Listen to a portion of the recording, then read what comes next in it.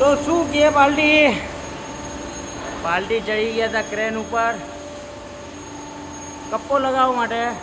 કપ્પો લગાવી દીધો. ક્રેનનું સેન્ટર નહીં મળતું, ક્રેન અડી જાય એટલા માટે ક્રેન સેન્ટરમાં અહીં નહીં આગળ. ચા બા પી લીધી, કાંટો ફૂલ ચડી ગયો હ. અહીંયા જગ્યા હે, અહીંયા નહીં, અહીંયા અડી જાય. હવે ચેન મારીને આ વસ્તુ આખી ઉપર લઈશું.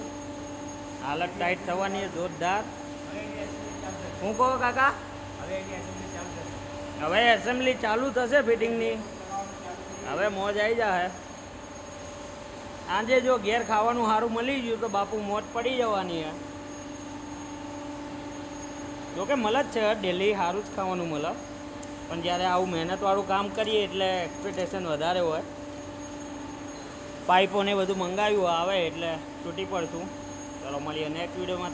ટેક કેર, મોજ કરો.